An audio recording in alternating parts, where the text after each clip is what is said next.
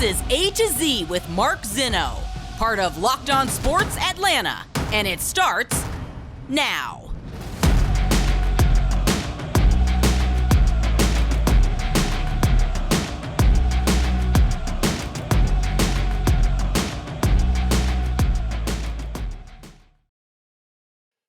Good afternoon. Welcome to A to Z here on Locked On Sports Atlanta, where today I ask, what did you say? Welcome in. We are live here on this Monday and celebrating a Falcons victory. A to Z brought to you by our good friends at betonline.net. Lot to do on the show. Obviously, we'll get to the Falcons.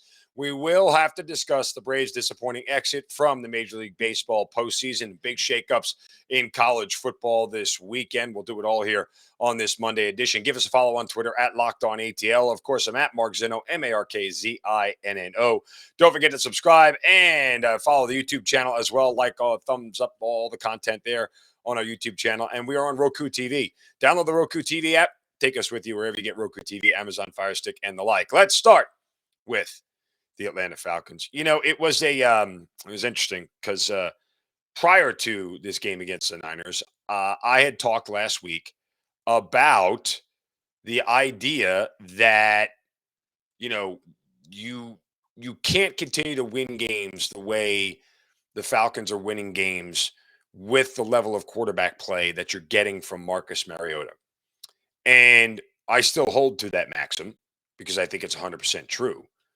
But for Arthur Smith to go out there and say, well, quarterback rating and completion percentage be damned, that was a convenient way of him telling everybody, hey, guess what? We're going to do this the best way I can.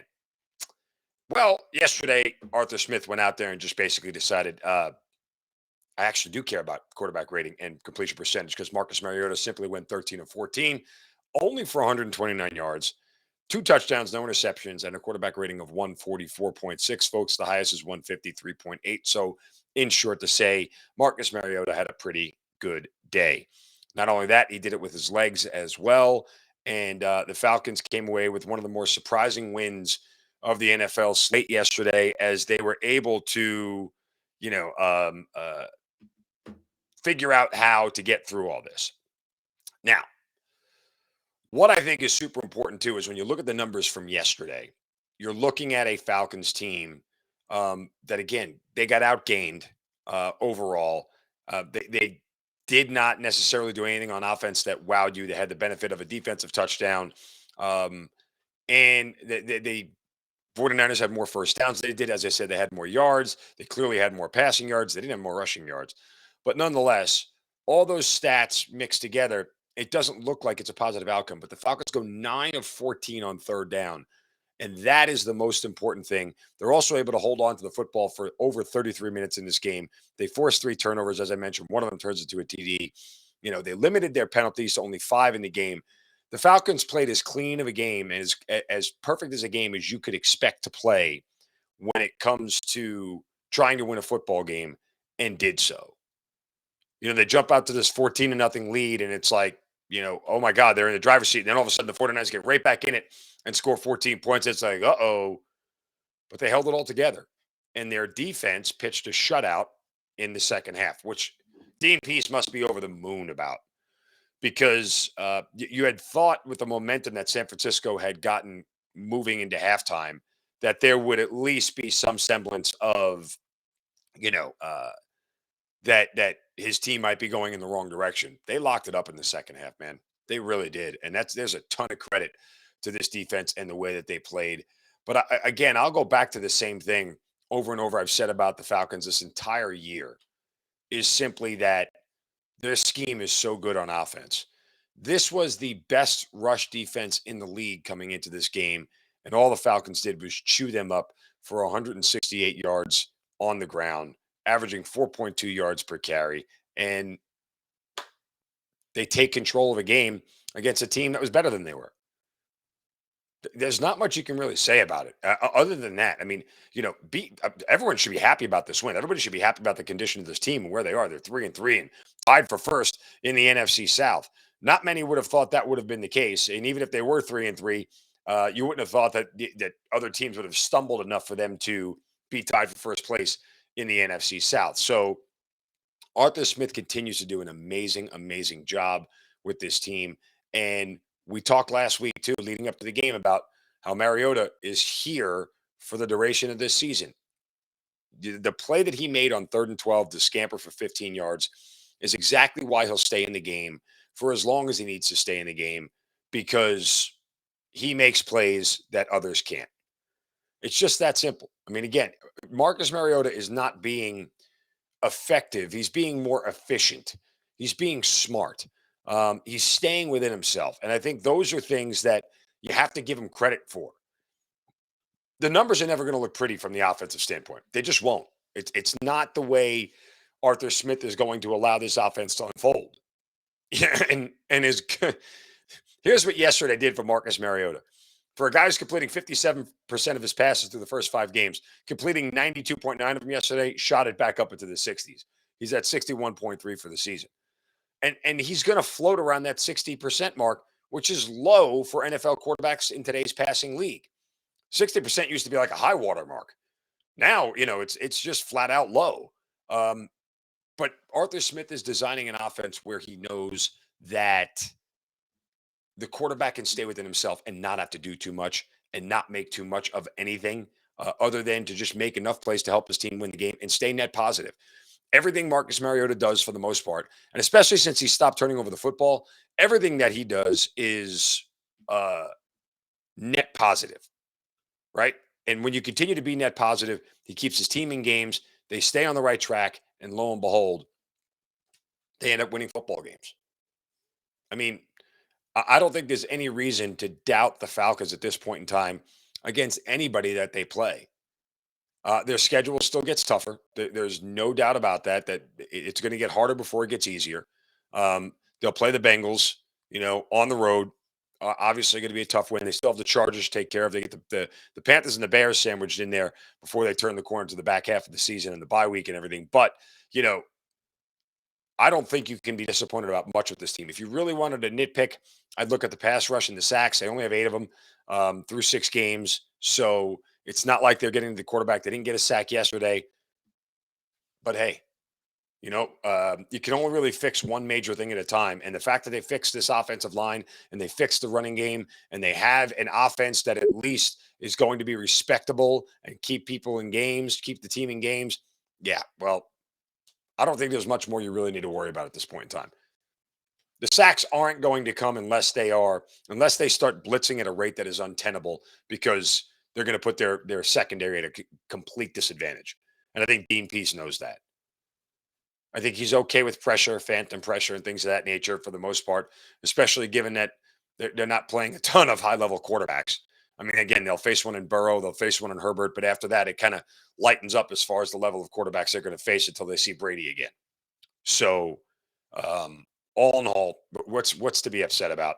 Don't nitpick anything with this team. Smile at the fact that they're 3-3, and you can actually sit there after a third of the season and go, "Wow, playoffs might be a real possibility."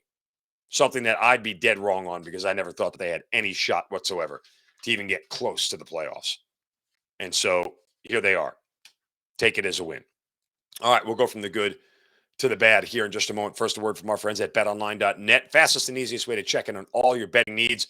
Find your favorite sports and events at the #1 online source for odds, lines, and games. Look at Monday Night Football tonight. Chargers, Broncos, divisional game. Chargers laying 4.5 here tonight. You can get some great information on that game at betonline.net, because they have news and reviews of every single league.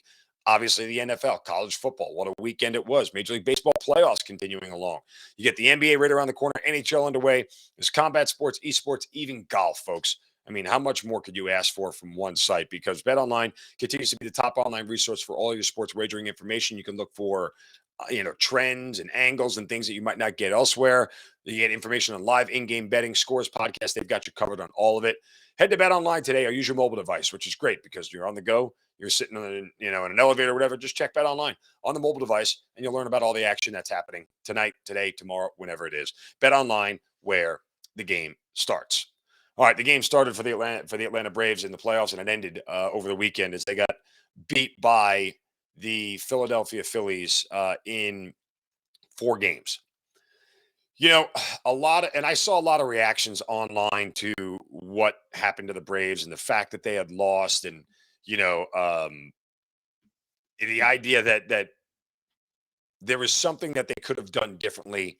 Um, no, there wasn't. The only thing they could have done differently is play better.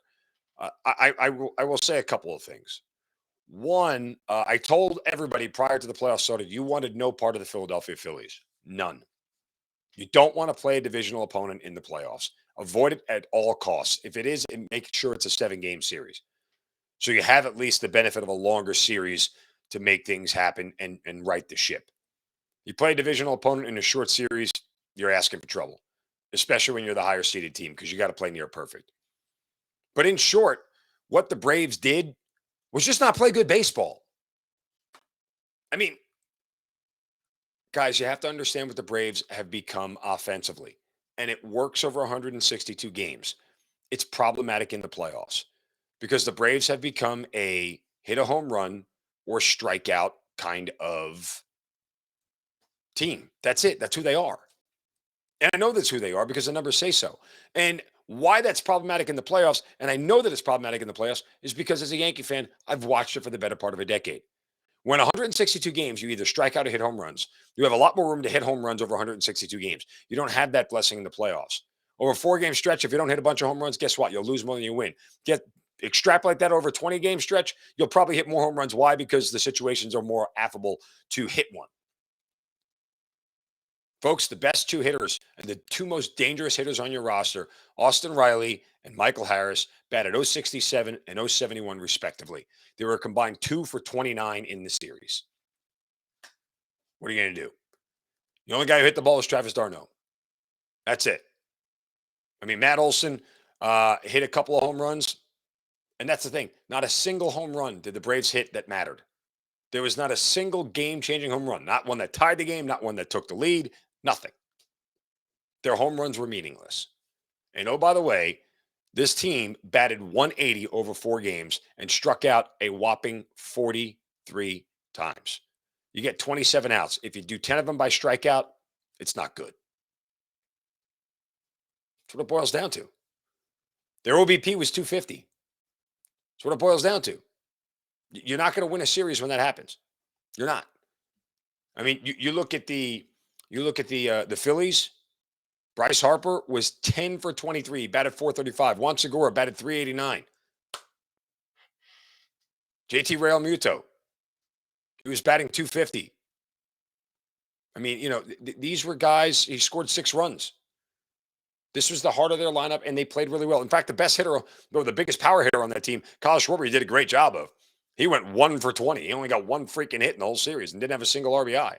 He was terrible. The other part of the thing that did the Braves in this series in particular is you had one starter, just one, get through 4 innings. And that was Kyle Wright, obviously. Starting pitching stunk. And guys, it happens. It happens. I mean, sometimes you just don't pitch well in the postseason. And excuses be damned. I mean, don't give me about the flu with Max Fried and everything else and Spencer Strider with the injury. Then if Spencer Strider couldn't have pitched, and I said this, if he wasn't able to start, he wasn't healthy enough to go and pitch an entire game, then he shouldn't have pitched, period. Figure out a different answer. Like, I didn't like the whole concept of he's going to be a bullpen game. We'll pitch him for 3 innings and we'll figure it out. No, I didn't like that at all. I thought that was bad. I thought that was sketchy managing by Snit at best. I genuinely did. It was not something I thought was really very much a good philosophy. But they got beat by a team that played better. Are the Phillies better than they are? I don't know the answer to that. But they played better over a short series, and that's why it's dangerous. And let's pump the brakes on all the changes that people need to make. Folks, this team is well constructed, and they have a lot of salary certainty on the roster, which allows them to do exactly what they want to do. What's going to happen with Dansby, we'll figure that out. You got like easily 2 more weeks before you got to worry about that. They'll have a window right after the World Series is over to negotiate with him exclusively and see what happens. I mean, I would think with all the other salaries that they put together, I think here's the short answer on Dansby right now. Here's the best answer I can give you on Dansby right now. They'll treat him exactly the way they treated Freddie Freeman. They will make an offer. and maybe increase it once if he wants him to. But other than that, they're not going to chase a dollar figure. That's not how Alex Anthopoulos is going to operate. That's not how the Liberty Media is going to operate. They're not going to do the, hey, go get an offer, bring it back to us. We'll see if we can match it kind of deal. The Braves will make an offer. Alex Anthopoulos will make an offer. If Dansby doesn't want to accept it, he may come back to him and say, can you do any better? Here's what I got. Can you do any better? And just like they did with Freddie, they may up it a small amount. But at the end of the day, this is a team that is going to be smart with their contracts, and they're going to be very, very judicious about when they hand this one out.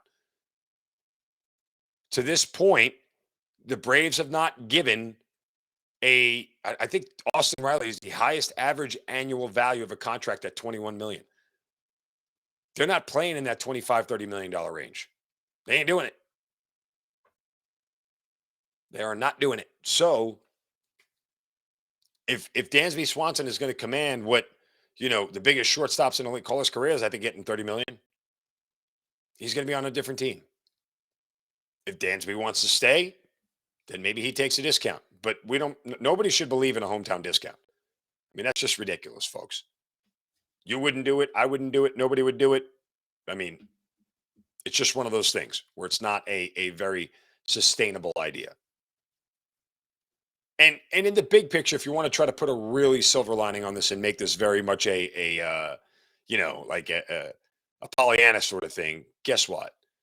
Losing this thing might actually have been better for them next year. You win. It's like, okay, they have the summer that they had to win 101 games, and you start to feel yourself a little bit. Now you realize why it's really hard to repeat and why it's hard to win more than one title in a several year span.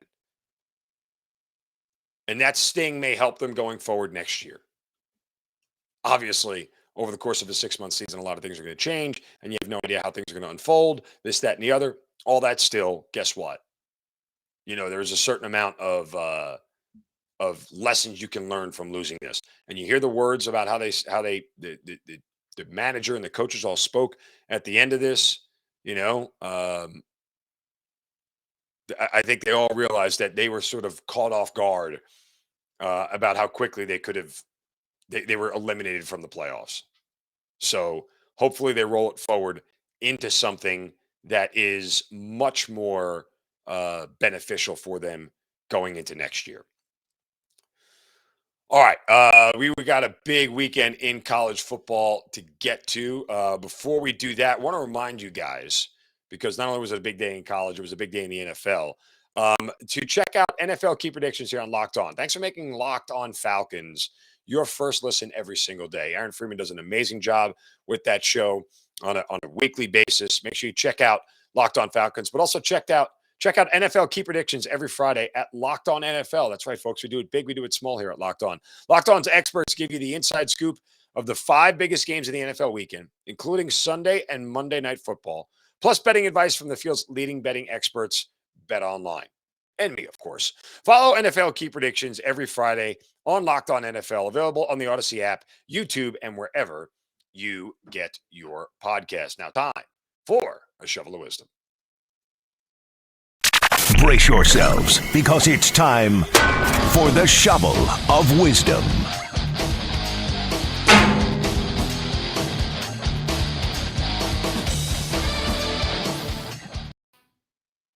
Yeah, you know how we do it. Every day we have to say we're sensibly straight, rather. Or saying or doing something stupid, and you can do so on my Twitter account at Marcus. Just use the hashtag Shovel of Wisdom. And today my shovel goes to Tennessee football. Very short abbreviated shovel. That's my computer, folks. You get the point. Anyway, Tennessee obviously has a huge win over Alabama on Saturday, and the fans stormed the field. One of the few occasions I actually will support the fans storming the field. Why? Because you beat, college football's best program. And that is one thing that is very hard to do. They haven't done it in 15 years, storm the field. They tear down the goalposts. Look pretty fun. Look pretty awesome. What I didn't realize is after I watched them tear down the goalposts, like, guess what? They took the goalposts, walked them out of Neyland Stadium, took them to the Tennessee River, and threw them in the Tennessee River. Yeah, I missed all that. Until last night when I saw the Tennessee Volunteers official football Twitter account, at Balls Football, tweeted out that they need the goalposts back or they want to raise money for new goalposts. This is like a major institution in America, and they are asking for money for people to bring to fund new goalposts. Stop it! They got like $55,000, and they still have 15 days left because Tennessee has a bye this week coming up. So it's like, dear Lord, I can't believe people are actually paying into these. You know, all the suckers. Tennessee can afford new goalposts. They can do it just fine, folks. They don't need your help at all whatsoever. And in that Tennessee game, by the way, I don't want to take anything away from Tennessee because they played a really good game and they took advantage of every Alabama mistake. But Alabama made a bunch of them. Muff punt, a couple of turnovers, Junior Gibbs dropping a pass into the hands that would have easily set Alabama up for a much closer field goal than the one that they attempted to try to take the lead to 52-49 instead of losing 52-49. And again, Nick Saban's defense is a problem. I'll get Tennessee's defense in a minute because I think they're a problem as well too. But Nick Saban's defense is a big problem. It is one that is not good enough to win a national title. So I am very worried about how. I shouldn't say very worried. I'm curious to see how Nick Saban and company will be able to handle this adversity. Because that defense wasn't supposed to give up 52 Tennessee. I know it's a good defense. I know that there is I know it's a good offense rather for Tennessee. I know they can put up points. They should be giving up 52 to anybody. Not Alabama, not that defense. That's really uncommon. So, Alabama still has everything in front of them, though. I mean, look, they can win out. They can beat Ole Miss, and they'll still be in the SEC title game. So let's pump the brakes. Is Tennessee now a more legitimate threat to Georgia than they were a week ago? I would say no, because Tennessee's offense was this good no matter what. The question is Georgia's defense good enough to handle Tennessee's offense? That's the real thing. If that game was played in Tuscaloosa, is Tennessee winning it? Maybe, maybe not. Who knows? But nonetheless, Georgia should not get too comfortable yet, despite the 55-0 win over Vanderbilt. They shouldn't get too comfortable with anything at this point in time. Tennessee is going to be a challenge for them, as will Kentucky, especially when they have Will Levis back. It's a very, very good defense. That may be the game where Stetson Bennett has to reemerge as passing Stetson Bennett, but we'll see. And Stetson Bennett should reemerge as passing Stetson Bennett against Tennessee's defense. Their pass defense is terrible. Tennessee cannot make the college football playoff with that pass defense. They just can't. Period. They're going to drop something to somebody. When their offense has an off game, they are going to lose to somebody because their pass defense is so bad. It is so bad. Bryce Young threw nearly 500 yards on that defense. Between Kentucky, Georgia, and maybe even to a certain extent South Carolina, they're going to get put by somebody. It's just going to happen. So I'm not too worried about Tennessee as far as that's concerned because I think, again, they've got some real issues in the pass defense game. But if the game that they're playing is that, well, then guess what? They want to score a lot and they're going to give up a lot. There you go. Some other games inside the top 25 that were really noteworthy. You have the matchup between TCU and Oklahoma State. TCU outlasted in overtime 43-40. Big 12 is really interesting. There are 4 Big 12 teams that probably deserve a shot at the college football playoff and won't get it. Somebody should come out of the Big 12, I think, this year, and somebody should definitively come out of the Pac-12 because there are 4 Pac-12 teams. When you look at Utah, USC, UCLA, and Oregon, they're all really legitimate cases. Utah might not because they already have a second loss, but the other teams do. And it's going to be really interesting to see how the rest of this college football season unfolds. USC still has the easiest path to the Pac-12 title game. If they win that with 1 loss, they're going to the college football playoff. It's the same thing for Oklahoma State or even TCU. If TCU gets there undefeated, they're definitively in. If Oklahoma State gets back to the Big 12 title game and beats TCU, they're going to go in. I think this year I'm telling you, this year's the year you're not going to get 2 SEC teams in. You're not. Short of Georgia being undefeated and losing a game to a team like Alabama, I don't know that they would get in. And Alabama still, again, has some work to do. So, all that aside, it's going to be very, very interesting to see how the rest of this college football season plays out. It's going to be a lot of fun. There are a lot of good teams in the country right now, and a lot of them are, I think, a little bit undervalued as far as where they are. But you can only stack the teams at the top as they are. Do I think Tennessee at number 3 is overvalued? Yes, I do. I genuinely do. I would love to see them play Clemson and see how that game works out. I would love to see them play Clemson, especially at a neutral site or on the road. That to me is something I think that would really test their mettle a little bit. All right, that'll do it for us today here on A to Z on Locked On Sports Atlanta. Remember, we're on Roku TV, Amazon Fire Stick. Check us out there. Free on YouTube, wherever you get your podcast, search Locked On Sports Atlanta. Don't forget to subscribe to the YouTube channel, get that thumbs up, like all the content there. Follow us on Twitter at Locked On ATL. I'm at Marcus Mariota. Back tomorrow for a Tuesday show. You guys have a wonderful Monday. Don't take any crap from